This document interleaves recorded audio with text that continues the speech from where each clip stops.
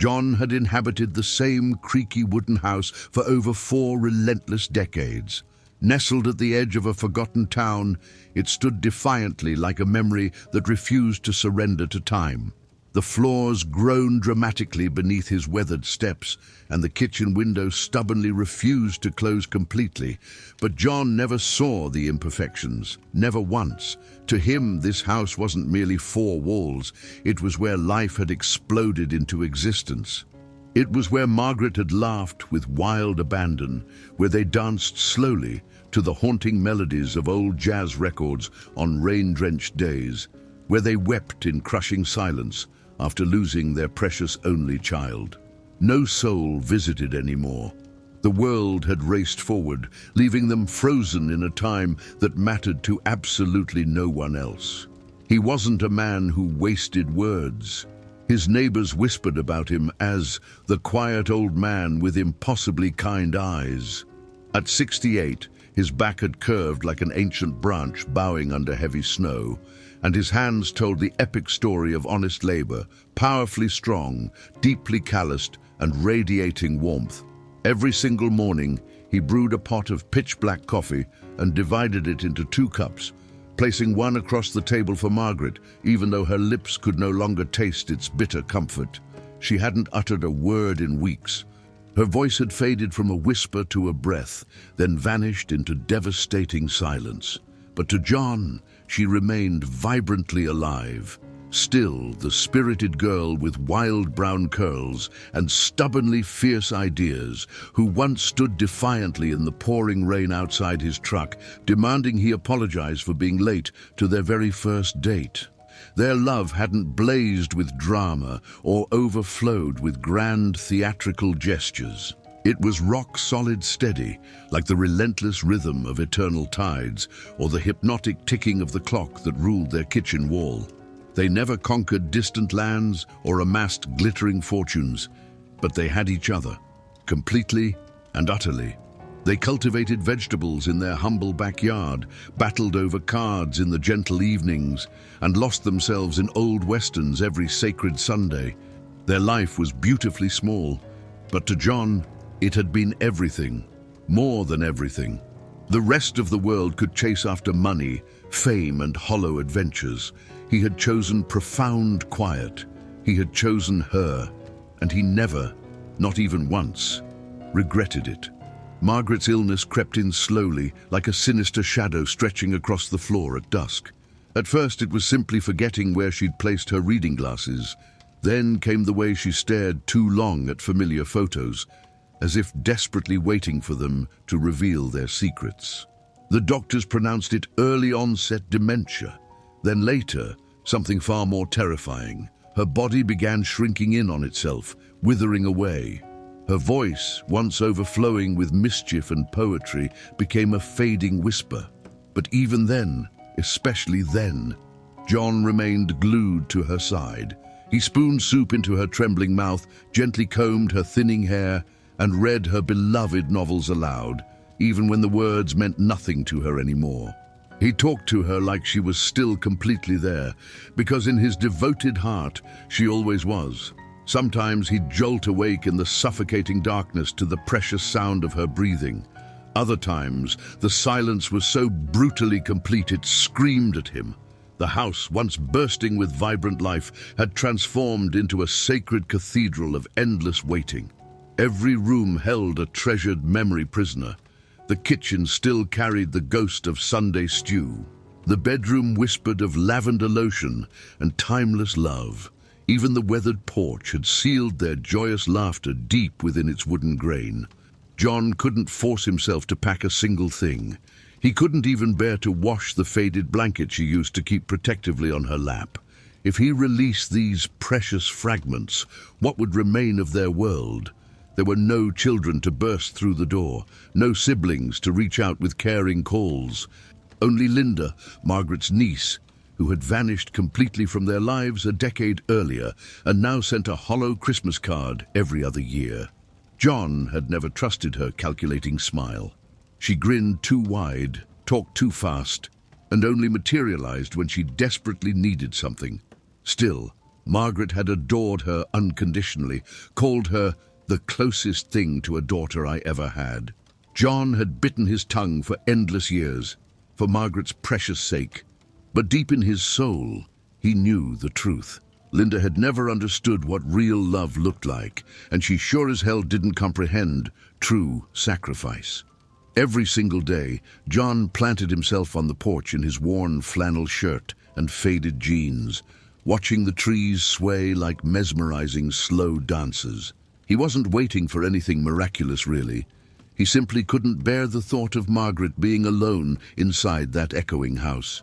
He'd watch the golden light creep across the front yard, then retreat again, like time itself pacing restlessly before him. And when darkness finally claimed the sky, he'd whisper, "Good night, my precious girl," and hope, desperately hope, that somewhere in the void, she could still hear his devoted voice. He didn't cry often anymore. He'd shed enough tears in those devastating early years after their son died. Now, grief sat quietly inside him, like a permanent tenant in a room with no escape. The world assumed John had absolutely nothing, a forgotten man in a crumbling house with no family and no future worth mentioning. But the world didn't know Margaret's true power, and the world had no idea what she had left behind. Not just the precious memories, not just the love letters, but something infinitely more powerful. Something that would one day transform the suffocating silence into earth-shaking thunder. But for now, John simply rocked slowly in his chair, staring into the gathering dusk, completely unaware that his extraordinary story was only just beginning. The morning of Margaret's funeral arrived shrouded in thick fog, as if the very heavens themselves were weeping for her departure. John sat motionless at the edge of their bed, his eyes locked on her worn slippers that still waited faithfully by the door. He had carefully laid out the dress she once wore to their magnificent 30th anniversary dinner, a deep navy blue that she used to declare made her eyes dance with life. She hadn't worn it in years, but he knew with absolute certainty she would have wanted something elegant, something timelessly simple. He folded her beloved shawl into the casket with his own trembling hands, along with a handwritten note that poured out his soul. No living person would ever read those sacred words. They weren't meant for this world. The chapel was devastatingly empty. Just the priest, two neighbors from down the winding road, and a woman draped in blood red, Linda. She swept in late, as always, wearing designer sunglasses and stiletto heels that sliced sharply against the sacred church floor, like accusations. She didn't shed a single tear, not one. She embraced John like someone greeting a distant business associate, released a brief theatrical sigh, and whispered with practiced sympathy, "I'm sorry for your loss. It must be absolutely crushing being alone now." Then she claimed a seat in the back, brazenly scrolling on her phone when she assumed no one was watching. But John was. He always noticed the telling details. After the service, Linda approached again with predatory precision. "Listen, Uncle John," she purred in that sickeningly sweet tone he despised. "You shouldn't stay alone in that massive old house. It's not good for your fragile mind, you know. And it's crumbling apart. Maybe it's time you moved into a smaller place. Somewhere with nurses, organized activities, you know, people your age." John stared at her for what felt like an eternity. He said absolutely nothing, not a single word, just nodded slowly and walked away with quiet dignity. He didn't dare trust his voice. If he opened his mouth, he might unleash something he could never take back. That evening, John sat on the porch with a solitary cup of tea. He didn't make 2 cups anymore, just one. But the second chair remained there, empty and haunting, waiting. The house had become suffocatingly quiet now. Even the ancient clock in the hallway had stopped its eternal ticking. He couldn't force himself to wind it. It felt like the entire universe had stopped breathing. The moon rose slowly, casting ethereal silver shadows across the lawn. John pulled Margaret's shawl around his shoulders like armor. He knew it still carried her essence. He would die before letting that precious scent fade. 3 days later, Linda returned, this time armed with cardboard boxes. "I brought packing supplies," she announced with nauseating cheerfulness. "Figured I'd help you start clearing out this place. We can sell it and get you somewhere infinitely cozier. Maybe Florida." John didn't answer. He simply stood in the doorway like a guardian, staring at her with piercing intensity. She had no right, no permission, no comprehension of what this sacred home truly meant. She brushed past him like she owned the place, marching boldly into the kitchen. "God, it still reeks like potatoes and mothballs in here," she said with a cruel laugh. Linda had no idea that every photograph on those walls had been lovingly hand-framed by Margaret's artistic fingers, that the solid wooden table in the kitchen had been crafted by John's own devoted hands in 1983, that the tiny cracks in the floor were battle scars from winters spent with the heater blazing while they danced in socks and pajamas like teenagers. She saw worthless old furniture. He saw an entire lifetime, but she didn't care, not even slightly. She was already measuring the walls with calculating eyes, snapping photos with her phone, probably sending them to some vulture realtor friend. She thought he wouldn't notice. She thought he was just a grieving, broken old man. Later that night, John slipped into Margaret's sacred sewing room and locked the door behind him with trembling hands. He pulled the top drawer open, slowly and reverently. There it was, the sealed envelope, thick, heavy, momentous, with his name written on the front in Margaret's unmistakable handwriting. She'd told him once, long ago, "If anything ever happens to me, open this, not before." His fingers shook violently as he held it. He didn't open it that night. He just sat in the old rocking chair, the one she used to mend clothes in, and pressed the envelope against his aching chest, eyes squeezed shut. Outside the door, Linda was already on the phone, her voice dripping with vicious excitement. "Yeah, he's still locked in that room. I think he's completely breaking down. It won't be long now. Once I get him out of here, we can list it lightning fast." Her voice was razor-sharp, thrilled, calculating. She didn't know, not yet.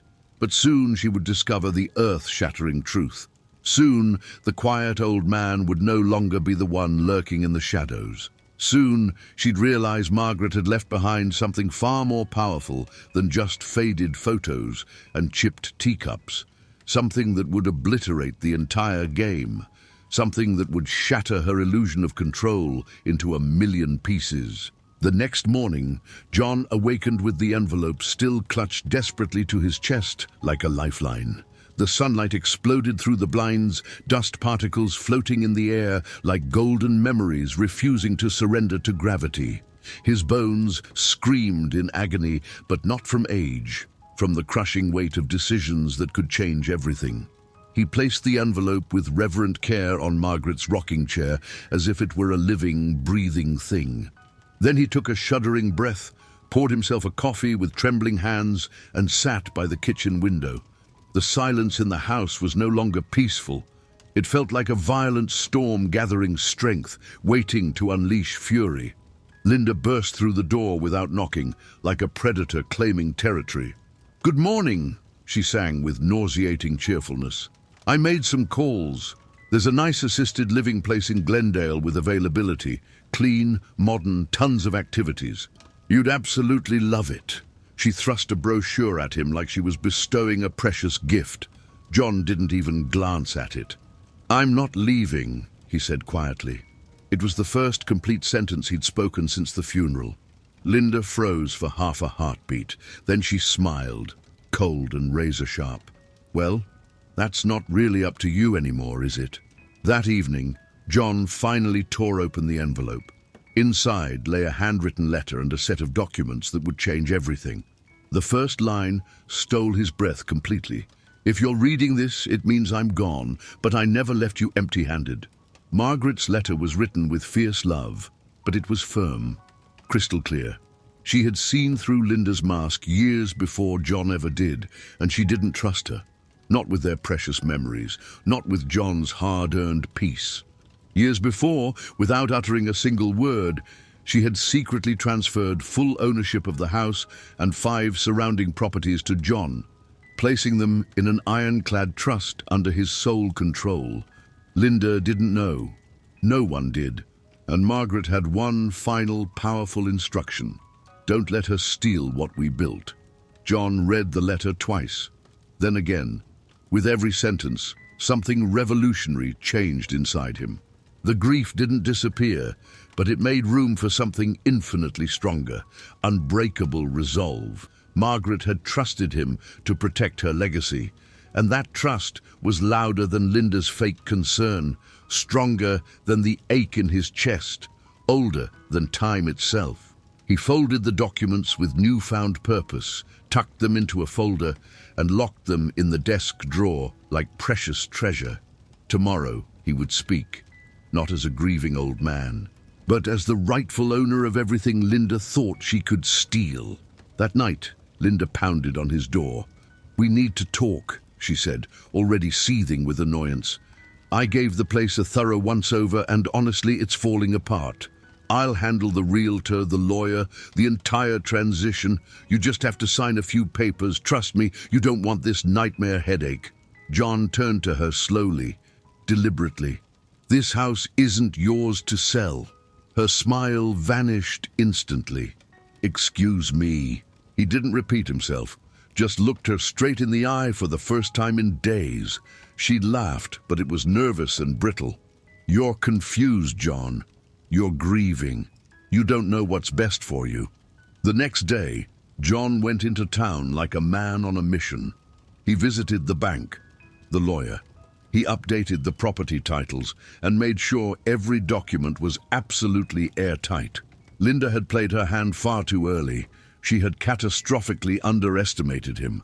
She thought he was weak, shattered, but Margaret had known better. She'd seen the warrior he was underneath the wrinkles and the silence, and now he was stepping into that role again, not just for himself, but for the woman he had loved for over 40 incredible years.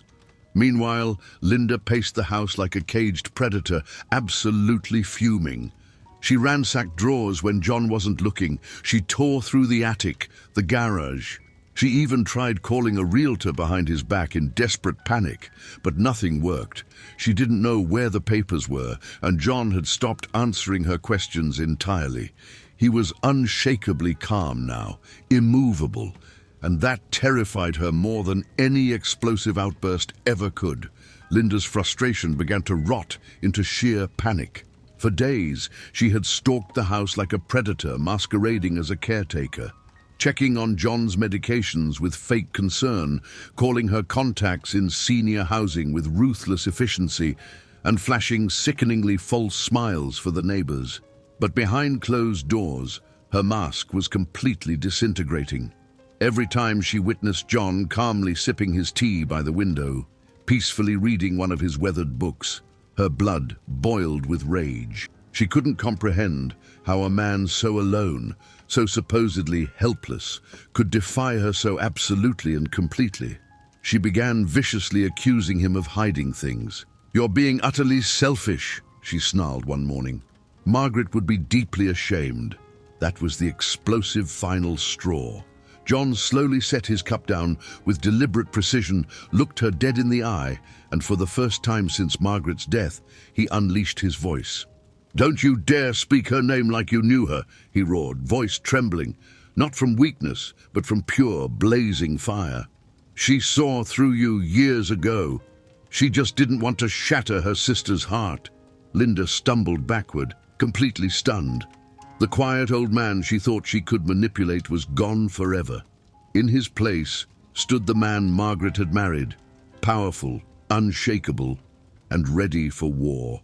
Later that afternoon, John sat alone in Margaret's sacred rose garden, watching the last petals fall with the early autumn breeze like tears from heaven.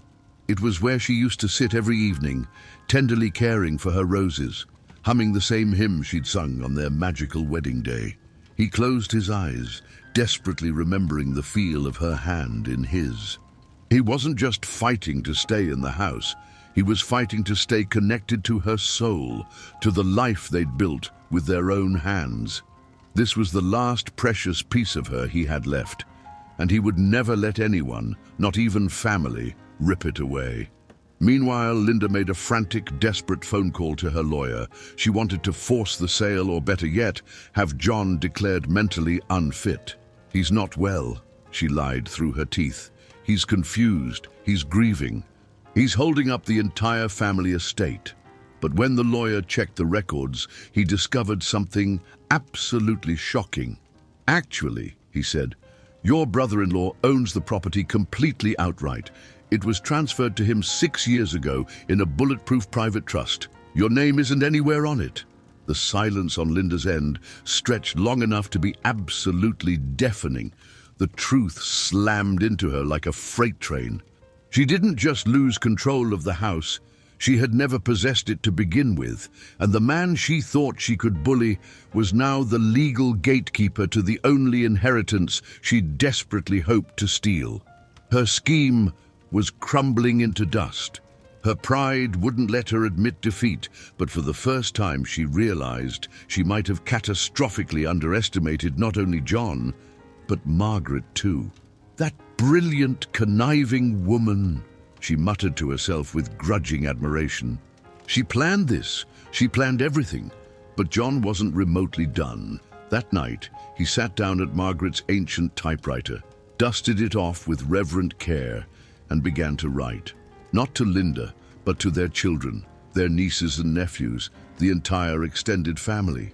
He wrote the brutal, unvarnished truth, not in anger but in crystal clear clarity. He explained how Linda had tried to sell the house before his wife's body was even cold in the ground, how she'd called retirement homes and insulted his sacred memory while smiling in public. He wrote of Margaret's incredible foresight and timeless grace.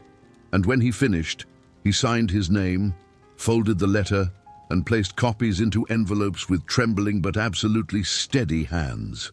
The next morning, he drove around town like a man on a mission, dropping them off, one by devastating one. And as he did, something extraordinary began to shift. The pitying glances from neighbors transformed into nods of deep respect. Old friends who hadn't called in years began to show up unexpectedly. A man from church brought a warm, homemade casserole. The grocer offered to carry his bags without being asked. Quietly, respectfully, people began to rally behind him, not because he was a victim, but because he had stood his ground with unwavering dignity and breathtaking courage. The old man, who had once been completely invisible, was now the quiet hero of the entire street. When Linda's daughter, Emily, tore open the letter that arrived in the soft beige envelope, she had no earthly idea it would obliterate everything she believed about her mother. Sitting at her kitchen table, coffee growing ice cold beside her, she devoured each word with desperate intensity. Her uncle's handwriting was shaky but achingly elegant, like someone who still believed in profound meaning behind every stroke. John hadn't begged for sympathy, he had simply unleashed the truth about how Linda had brutally pushed him out just days after the funeral, about the garden, the legacy, the sacred promises he had made to Margaret in her final breath. Emily felt her chest constrict painfully. "This isn't right," she gasped. She remembered her Aunt Margaret as radiantly kind and patient, the one who taught her how to bake cornbread and who always made time to talk. Emily had admired her uncle too, quiet, steady, a bit mysterious, but unfailingly gentle. Now the image of her mother, ruthlessly ambitious, cold and proud, violently clashed with what she was reading. She wasn't the only one. Across town, others were reading too. Cousins, old friends, neighbors. The letter was spreading like wildfire across a still pond. For years, Linda had venomously painted John as old-fashioned and emotionally unstable behind closed doors. She spun the poisonous story that he couldn't manage on his own, that Margaret had to carry the crushing weight. But now, the truth had arrived, not as a vicious attack, but as a quiet, devastating revelation. John hadn't fought with anger, he had written with heart-wrenching sorrow, and that made it infinitely more powerful. The community felt the injustice not just as observers, but as participants who had been blind far too long. John, meanwhile, returned to his daily walks, shoulders a little straighter, eyes no longer avoiding others. When someone stopped to greet him, he actually responded. He even smiled again. One evening, a group of neighbors knocked boldly on his door and offered to help restore Margaret's beloved old greenhouse. She loved those orchids, one woman said with tender gentleness. John was completely speechless, but nodded, heart aching with overwhelming gratitude. He realized he had not lost everything. A piece of Margaret still lived, in precious memories, in unexpected kindness, and now in those who cared enough to stand with him. Back at Linda's house, pure rage boiled beneath the surface. She stormed violently through her living room, tearing open drawers, muttering about bitter betrayal. She called Emily, demanding furiously to know what she thought she was doing by spreading vicious lies. But Emily didn't back down for a second. "It's not lies, Mum. It's exactly what you did, and deep down, you know it." That silence on the line was absolutely deafening.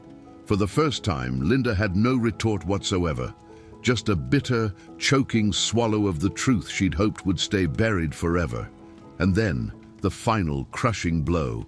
John received a letter, not from a lawyer, not from a government office, but from Margaret's oldest, dearest friend, Elaine. In it, she revealed something even he hadn't known. Margaret had confided in her 2 years before her death, asking her to be the custodian of a sealed envelope meant only for John to be delivered in case Linda ever crossed the line. The envelope arrived the next day, tied with a delicate purple ribbon, Margaret's handwriting on the front, "For when you need to remember who you truly are." Inside was a photograph of the day they bought the house, John holding Margaret in front of the garden, both of them laughing joyously under a cloudless sky. Behind the photo was a letter in her exquisite, delicate cursive. "If she ever tries to make you feel small, remember this house stands because of you. Not her, not anyone else. You built it with your own devoted hands, and you filled it with pure love. You are not weak, you are my entire world." John wept uncontrollably for the first time in weeks. And in that earth-moving moment, he no longer felt like a man trying to hold on to the past, but one who had finally stepped into the magnificent legacy his wife had seen in him all along. John stood before the greenhouse Margaret had worshipped with her entire soul. The glass panels were still brutally cracked in places, and ivy twisted desperately around the wooden frame, like time itself was trying to reclaim it forever. But it was undeniably hers. Everything about that sacred space, down to the weathered wind chime by the door, still pulsed with her touch. She had once declared it her place of resurrection, where dead seeds exploded into life again and broken plants discovered miraculous new strength. Now John was beginning to understand what she truly meant. With violently trembling hands, he opened the door and let the blazing morning light flood in. The scent of earth, ancient wood, and overwhelming memory slammed into him all at once. He took a breath so achingly deep it hurt. Inside were the shelves she lovingly built, the gloves she left on the counter, the empty clay pot still desperately waiting for spring. For a while, he just stood there, a man alone, surrounded by the life his wife had breathed into existence, but not defeated, never again. He picked up the gloves. They were stiff from time, but they fit him absolutely perfectly. He smiled. "Let's fix this up, Maggie," he whispered. "Together." He started cleaning that afternoon with fierce determination. Word spread like wildfire, and neighbors, some of whom had actively avoided him after Linda's poisonous rumors, began to offer help. A retired carpenter offered to repair the glass without hesitation. A teenage boy from down the street hauled in sacks of soil. Emily came too, quietly, with a flat of seeds Margaret had once given her. "She told me I'd know when to plant them," Emily said softly but powerfully. John simply nodded, completely overwhelmed. It was as if the entire neighborhood had finally remembered who he truly was, who Margaret had always been. Meanwhile, Linda watched from a distance like a bitter spectre. Her pride wouldn't let her come close, but her curiosity burned like acid. She had catastrophically underestimated how deeply people loved her sister, and how swiftly her own lies would completely unravel. Her phone calls were no longer answered, and her invitations coldly declined. Even her son-in-law, once eager to impress her, seemed to pull away now, confused by the toxic tension. She had won the house, but lost everything else, and for the first time, she felt it like a knife. John wasn't bitter, though. That wasn't who he was. He didn't want brutal revenge. He wanted profound peace. Every corner of the greenhouse he cleaned was a step toward miraculous healing, not just from Margaret's loss, but from the years he had spent shrinking himself to accommodate Linda's deafening loudness. She had made him feel like a crushing burden, but the soil said otherwise. The flowers returning to bloom whispered otherwise. Margaret had known his infinite worth, and now so did everyone else. One morning he discovered a small notebook behind a bag of peat moss. It was Margaret's sacred garden journal. Inside were hand-drawn diagrams, planting notes, and heart-stopping entries about him. John repaired the gutter again today. He doesn't realize how much I rely on his quiet strength. Another page. He thinks he's just an old man with tired hands, but he carries our whole world. John read each line as if she were still there, holding his hand, speaking directly into his soul. The tears came quietly, but he didn't hide them. That evening, the greenhouse was bathed in soft string lights. Emily had brought them, saying Margaret once dreamed of growing night-blooming jasmine and wanted it to glow under moonlight. The plants were still young, but John smiled as he looked around. The space pulsed with vibrant new life, with love restored. He didn't feel alone anymore. Not with Margaret in every corner, not with the community rallying around him. Even silence now felt like a sacred conversation with her soul. And as he locked the greenhouse door for the night, he looked up at the infinite stars and whispered, "You didn't just leave me a house, Maggie. You left me a reason to keep living." One rain-soaked afternoon, while organizing old papers in a chest Margaret had kept hidden at the back of the guest room, John stumbled upon a sealed envelope with his name written in her graceful, achingly familiar handwriting. It was yellowed slightly at the edges, as if it had been waiting patiently through time and grief, like a faithful guardian. He sat down in the old rocking chair by the window, his heart pounding violently against his ribs. For a moment, he couldn't bring himself to open it. That handwriting, it was like seeing her soul again. Finally, with desperately trembling fingers, he tore the seal. Inside was a letter. Not long, not poetic, just brutally honest, soul-crushingly raw.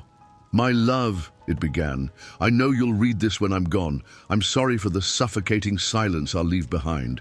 But please know, I never feared death, only leaving you utterly unprepared for life without me." John swallowed painfully. Her words cut infinitely deeper than any wound Linda's cruelty had left. This was Margaret, completely unfiltered. She spoke of the precious little joys he had given her, of the absolute safety she had felt in his arms. And she spoke of her fears, especially about her treacherous sister. "She's always desperately wanted what she couldn't have," the letter read. "I know Linda. She will try to steal more than what's fair. She will twist pain into power. But you, John, you are infinitely stronger than you think. You are not a shadow. You are the blazing light." John closed his eyes. The rain outside blended perfectly with the tears streaming down his face. Margaret had seen it coming. She had known. And still she had trusted him to rise, to fight not with anger, but with magnificent grace. Along with the letter was a second envelope. It was addressed to Linda, completely unopened. Margaret must have written it in those final, precious weeks. John held it in his hands, utterly unsure. 1,000 thoughts raced wildly through his mind. Should he give it to her? Would it even matter? Curiosity burned like fire, but he didn't open it. Not yet. He slipped it into his coat pocket, deciding that the time would come when the truth would explode to the surface. That evening, Emily stopped by with a warm homemade casserole and 2 mugs of soothing chamomile tea. They sat in profound silence for a while, watching the rain cascade down the greenhouse glass. Finally, John spoke. "She left me a letter," he said. "Told me I was the light." Emily didn't answer immediately. Then she said softly but powerfully, "You are." It was such a beautifully simple thing to say. But in that moment, it felt like a sacred cathedral. He realized he didn't have to carry his crushing grief alone anymore. The next morning, John walked past Linda in the hallway. She looked absolutely startled to see him. She had become noticeably quieter lately, shrinking pathetically under the weight of whispers and piercing stares. The neighbors no longer smiled at her. She had gotten what she wanted, control of the house, but lost her standing, her precious dignity. He could have smirked, could have gloated triumphantly. Instead, he handed her the envelope. "She left this for you," he said simply but powerfully. Then he turned and walked away. That envelope would burn like acid in her hand all day. She didn't open it right away, but when she did, it completely shattered her. Inside were not insults or accusations, but a devastating mirror.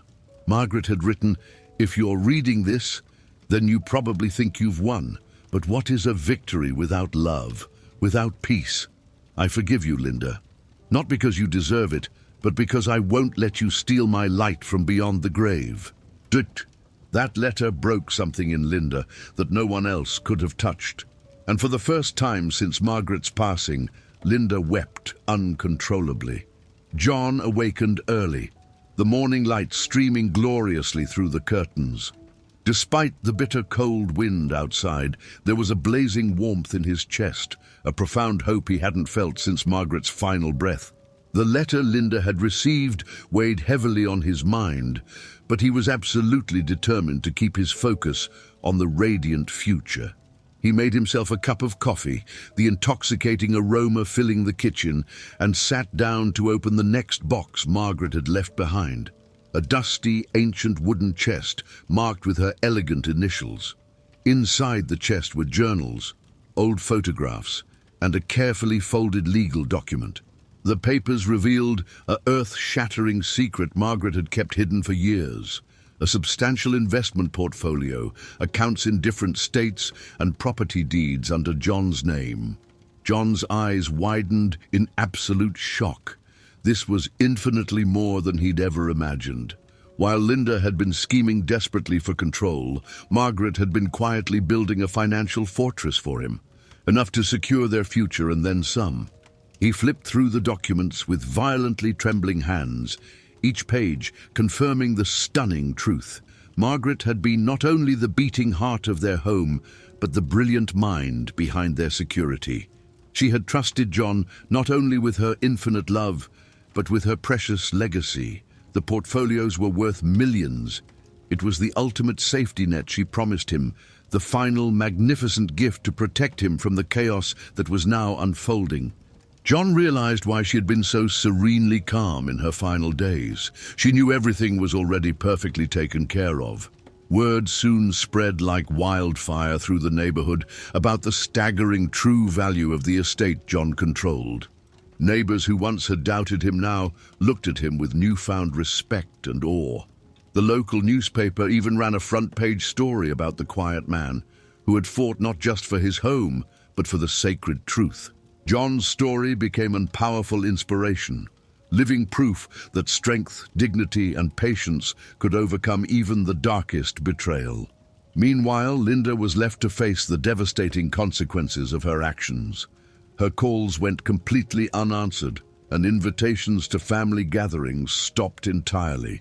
Even her daughter Emily deliberately distanced herself, choosing to stand with her uncle, who had shown nothing but integrity and breathtaking grace. The house Linda had fought so desperately hard to control was no longer hers to claim in spirit. It belonged to the sacred memories of a woman who had completely outwitted her and to a man who refused to surrender. John, for his part, used the money not for brutal revenge, but to lovingly restore the home and garden Margaret adored. He hired local workers to completely repair the greenhouse, planted vibrant new flowers, and even started a beautiful small community garden, inviting neighbors to join him. It was his way of miraculous healing, of turning crushing pain into sacred purpose. The house was no longer just a building, it was a powerful symbol of endurance, love, and a life magnificently lived. As the sun set on the gloriously restored garden, John sat in his favorite chair, a photo of Margaret in his lap. The stars began to twinkle brilliantly above, and he whispered, "You gave me everything, Maggie. I'll make sure your radiant light never fades." In that moment, the house felt vibrantly alive again. The legacy of love, resilience, and quiet strength was secure, exactly as Margaret had masterfully planned. The days following the revelation felt absolutely surreal to John. Suddenly, the man who had been completely invisible to so many was now the blazing center of attention, not because he sought it, but because truth always explodes its way to the surface. Local reporters flocked to him for interviews. Neighbors brought lovingly prepared home-cooked meals, and old friends reconnected as if no time had ever passed. Yet beneath this overwhelming newfound warmth, John felt the deep scars of betrayal still lingered, reminding him that healing was a treacherous journey, not a destination. One afternoon, as John tended to the magnificently blossoming flowers in the garden, Emily joined him with a small stack of treasured old photo albums. Together, they flipped through precious memories, vacations, birthdays, intimate quiet evenings by the fire. Each picture told a story of a life overflowing with love, resilience, and sacred quiet joys. Emily's eyes welled up with tears as she traced her mother's radiant, smiling face. "She always believed in you completely," Emily said softly but powerfully. "Even when I foolishly doubted." John smiled, squeezing her hand with infinite gentleness.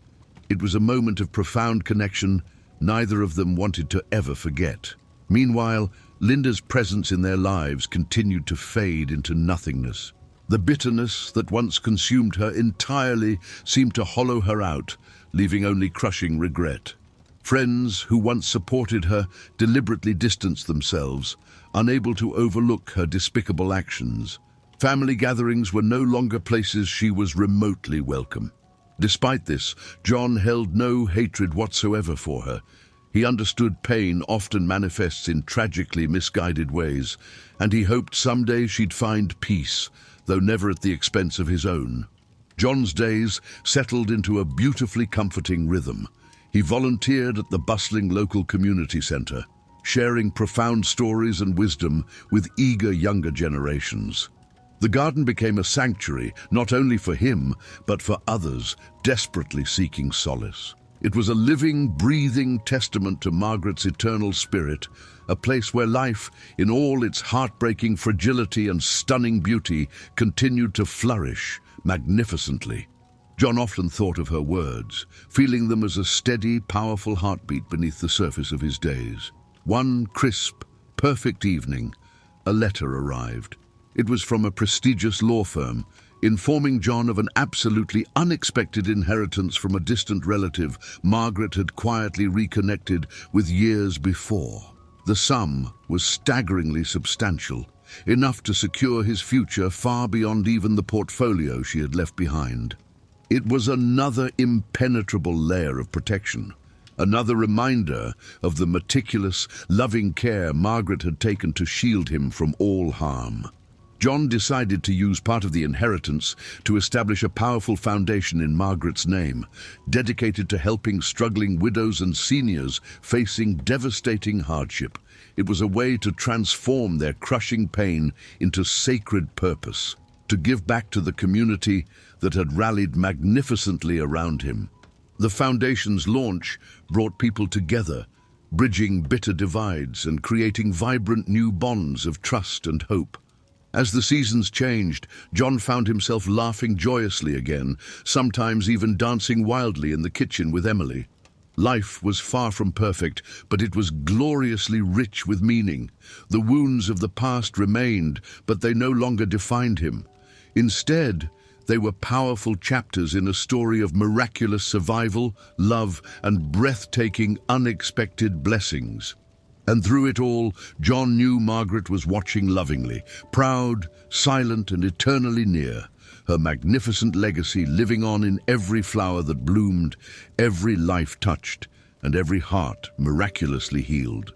John awakened to a breathtakingly chilly autumn morning, the kind that carried a razor-sharp edge in the air but promised the quiet majesty of change. He dressed slowly, his hands moving with practiced, dignified steadiness despite the ache in his joints. The house was profoundly quiet, except for the hypnotic ticking of the old clock in the hall, a reminder of the time he had lost and the time still left to live with blazing purpose. As he stepped outside, the crisp air flooded his lungs, and for a moment, the crushing weight of loneliness completely lifted. He was absolutely ready to face whatever came next. The garden was a spectacular riot of colors, a living, breathing mosaic of Margaret's care and his own unbreakable determination. John's footsteps crunched rhythmically on the gravel as he moved between rows of magnificently blooming flowers, each petal a sacred reminder of love and extraordinary resilience. It was here, amidst the explosive growth and renewal, that he found infinite strength. The whispers of the past danced with the promise of the future, creating a breathtaking symphony only a heartbreaking and healing could compose. Linda's name still haunted the corridors of his mind, but John absolutely refused to let bitterness take poisonous root. He understood that her cruelty stemmed from her own crushing fears and deep insecurities. Sometimes he caught himself wondering what devastating pain had twisted her so deeply, yet rather than dwell on toxic resentment, he chose radical compassion, a hard-earned grace Margaret had taught him. It was not forgiveness for her sake, but for his own precious peace. One afternoon, Emily brought thrilling news that the community garden project was gaining explosive momentum. Volunteers flooded in, donations poured in, and local businesses eagerly pledged support. The foundation in Margaret's name was becoming infinitely more than a tribute. It was a blazing beacon of hope. John felt a tremendous surge of pride watching neighbors unite magnificently, sharing joyous laughter and labor beneath the same sun that had witnessed his darkest days. John's health, though delicately fragile, was remarkably steady. Regular visits to the doctor reminded him of the critical importance of care, but he absolutely refused to let illness define him. Instead, he focused on the precious small victories, planting vibrant new seeds, learning to use a smartphone to video call Emily with delight, and even joining a lively book club.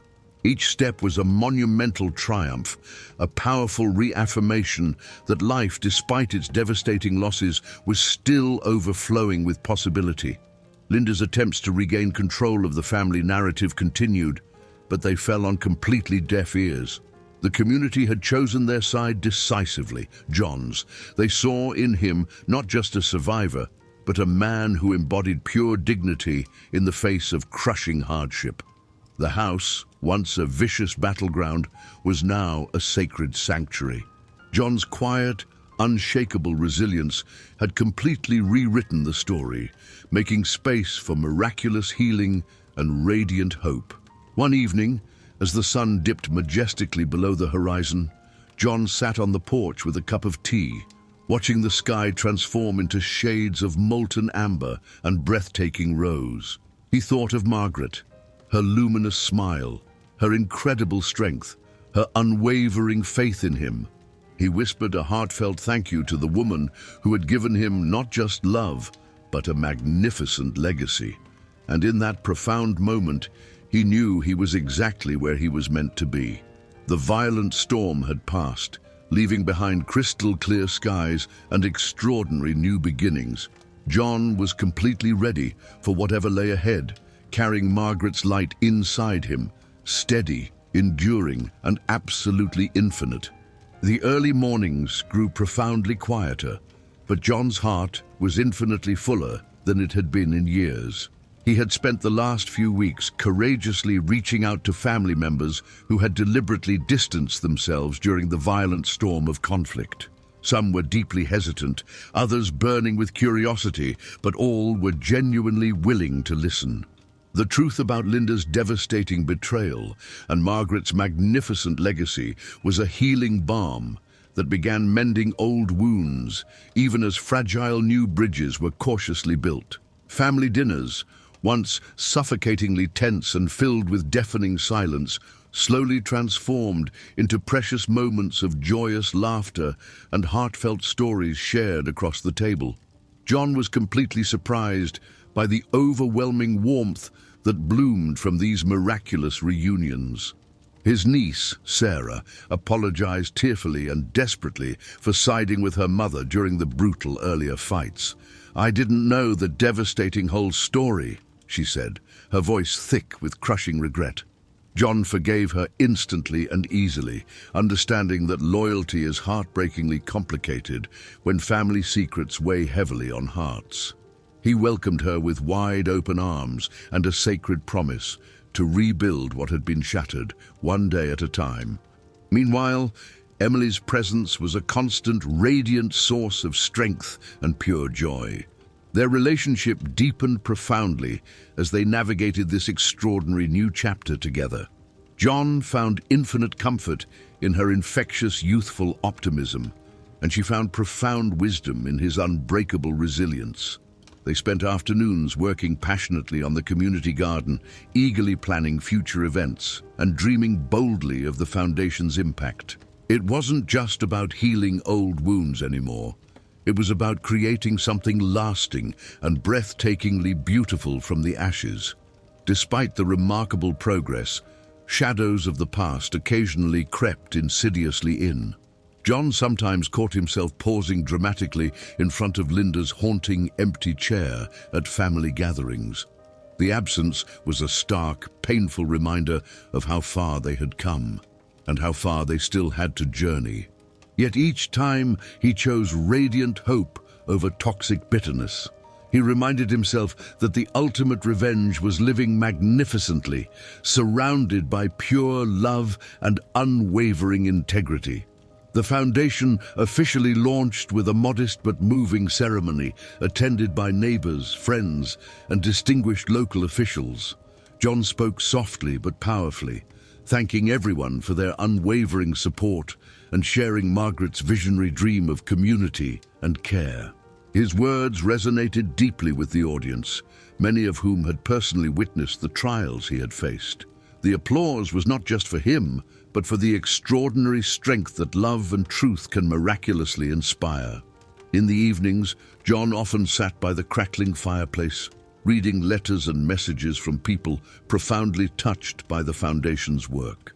Stories of widows finding precious comfort, seniors gaining vital support, and families courageously rebuilding reminded him of why Margaret's legacy mattered so tremendously. These letters were a precious lifeline, a constant reminder that even in devastating loss, hope could flourish magnificently. As winter approached, the garden rested peacefully beneath a pristine blanket of frost, but John's spirit was far from dormant. Plans for the glorious spring planting filled his mind, as did ambitious dreams for expanding the Foundation's reach. With Emily faithfully by his side and a devoted community behind him, he felt absolutely ready to face whatever the future held, firmly grounded in the love that had carried him through. And though Margaret was no longer there to hold his hand tenderly, John knew she was eternally with him. In every precious blossom, every kind word, and every determined step toward a radiant tomorrow. One bone-chilling afternoon, as John was lovingly tending to the kitchen garden, the doorbell rang unexpectedly. He wasn't expecting anyone, so he wiped his hands on his well-worn jeans and opened the door with cautious curiosity. Standing there was a woman in her late 30s, her eyes radiantly kind, but carrying the profound weight of sorrow. She introduced herself as Claire, a distinguished lawyer from Margaret's old law firm, bringing earth-shattering news that would soon change everything again. Claire handed John a thick, official envelope. explaining that Margaret had secretly set up a trust in his name. The trust was masterfully designed to support him and others who faced hardships similar to theirs. John's heart pounded violently as he read the letter detailing the comprehensive terms: funds for critical medical expenses, essential home repairs, and even full scholarships for local children.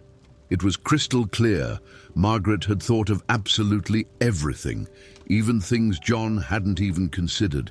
The trust was a magnificent testament to Margaret's incredible foresight and boundless care, and it became a powerful new source of strength for John. He realized that even in death she was still guiding him, showing him how to live fully and give generously. This trust wasn't just money, it was a precious lifeline, a sacred symbol of the love that never faded. With renewed, blazing purpose, John and Emily met to discuss the extraordinary future of the foundation. They decided to dramatically expand its mission, reaching out to struggling widowers and seniors in surrounding communities.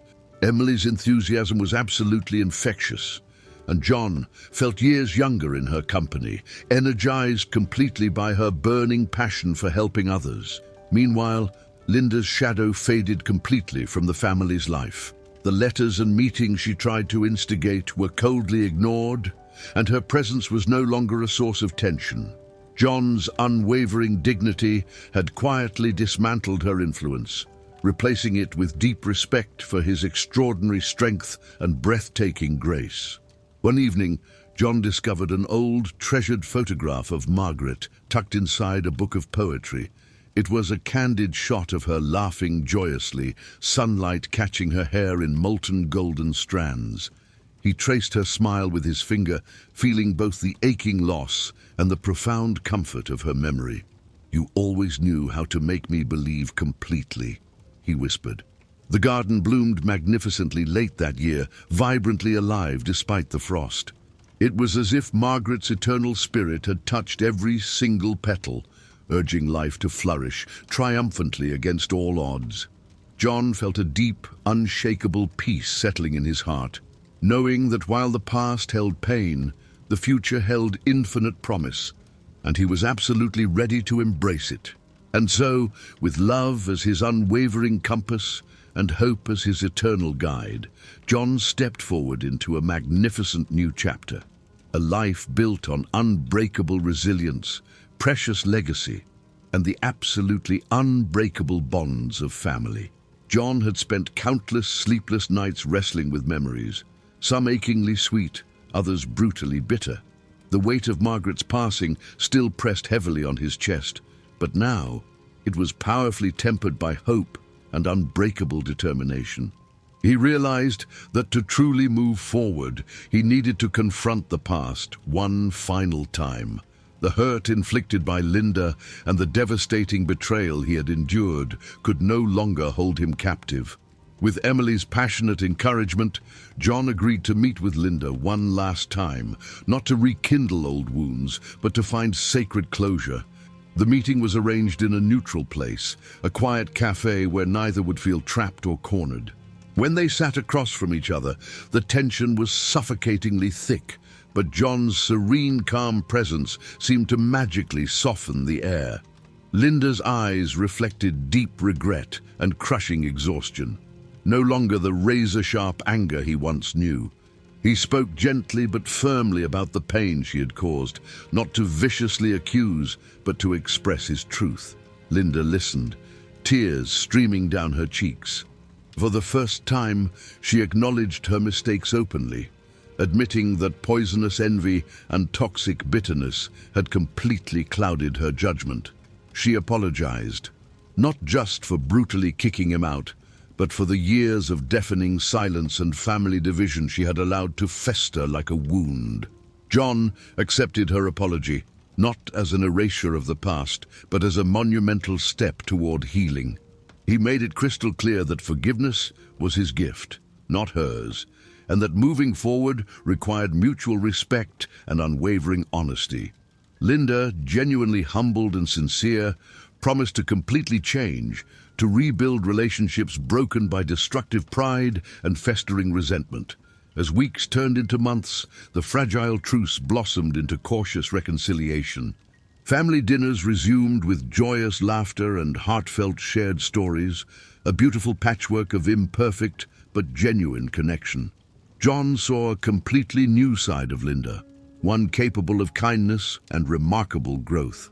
It wasn't a perfect ending, but it was beautifully real. John's focus remained on the thriving foundation and the vibrant community they were building. He and Emily worked tirelessly and passionately, expanding programs to assist struggling widowers, seniors, and families in desperate need. The garden became a powerful symbol of renewal, a sacred place where broken things could grow into something breathtakingly beautiful. Late one night, John sat peacefully alone on the porch, the stars twinkling brilliantly above. He thought of Margaret and the incredible journey they'd shared.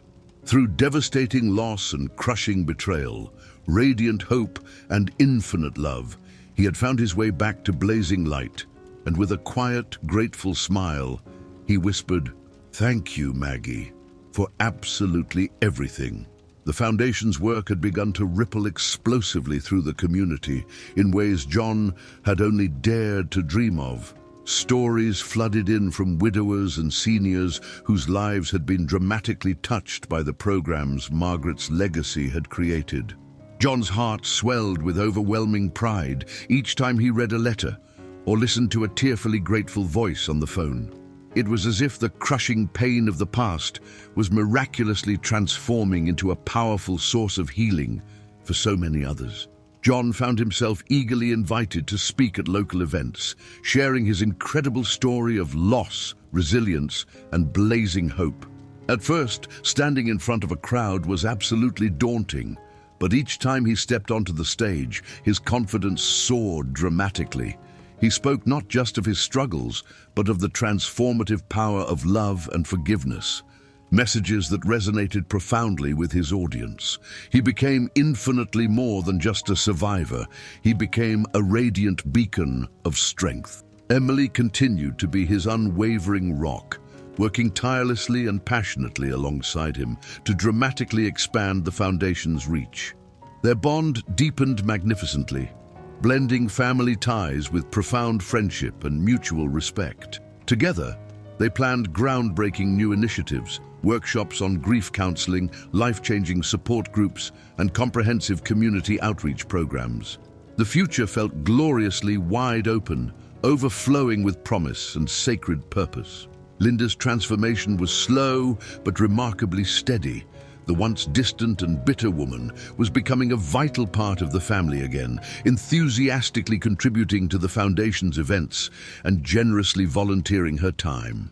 John watched with cautious but growing hope as the deep fractures of the past began to miraculously mend, replaced by tentative trust and shared goals. It wasn't perfect, but it was extraordinary progress. John's health remained a concern, but he faced each day with quiet, unshakable determination.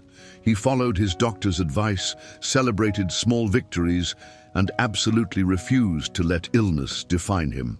There was still so much to accomplish, and he was fiercely determined to see Margaret's vision flourish magnificently long after he was gone.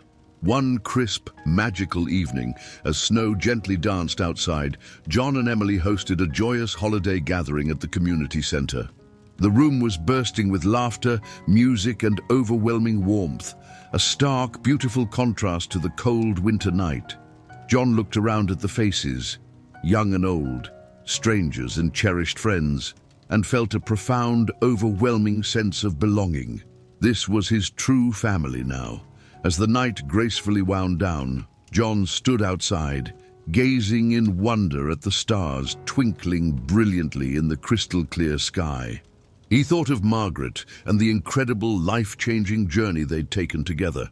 From devastating heartbreak to miraculous healing, from crushing loss to magnificent legacy. He whispered a sacred vow to keep carrying her radiant light forward, no matter what came next. The ultimate triumph of the heart, he realized, was not about defeating others, but about conquering the darkness within and sharing the blazing light with those who desperately needed it most. The final chapter of John's journey was not marked by grand gestures, but by quiet moments of reflection and connection. Each morning, he would sit by the window of his restored home, watching the sunlight dance on the garden that Margaret had so lovingly nurtured. The blooms were brighter than ever, a living testament to love, resilience, and the power of forgiveness. Though the years had aged him, John's spirit remained unbroken. He found joy in simple pleasures, listening to Emily's laughter, the smell of fresh earth after rain, the comfort of a well-worn book in his hands. These were the treasures of a life rebuilt, piece by piece, with patience and hope. The foundation grew steadily, reaching farther into the community. John and Emily expanded programs to support not only widowers and seniors, but also young people grappling with loss and hardship. They worked closely with schools, hospitals, and local organizations, creating a network of care that became a beacon in difficult times. John was often invited to share his story at conferences and gatherings. His message was clear: even in the darkest moments, there is a path to healing. It's paved with love, courage, and the willingness to forgive, not just others but ourselves. Each speech was met with tears, applause, and sometimes a quiet nod of understanding from someone who had faced their own battles. Linda, too, had found her place in this new family tapestry. Though their relationship was still delicate, she was committed to rebuilding trust and making amends. She volunteered at the foundation regularly and even helped organize fundraisers. Her transformation was a reminder that redemption is possible, even for the most broken hearts. John's health declined gradually, a slow reminder of the fragile nature of life, but he faced it with grace, comforted by the love that surrounded him and the legacy he had helped create. Emily stayed by his side, a steady presence through the final chapters of his life. On a crisp spring morning, surrounded by family, friends, and neighbors, John passed away peacefully in his sleep. His passing was mourned deeply, but it was also a celebration of a life well lived, a story of perseverance, love, and the strength to rise above betrayal. At his memorial, stories poured out, tales of kindness, wisdom, and resilience. People spoke of how John's journey had inspired them to find hope in their own lives. The foundation was renamed in his honor, a lasting tribute to a man who had transformed pain into purpose. Emily vowed to carry forward both her grandfather's and grandmother's legacy. She continued their work with passion and dedication, ensuring that their vision for a compassionate community would never fade. Years later, the garden still bloomed, a symbol of growth, renewal, and the enduring power of love. Visitors often paused there, feeling the peace that John and Margaret had planted long ago. And in the quiet moments, when the wind whispered through the trees, it carried the promise of a legacy that would last forever, one built on faith, family, and the courage to forgive.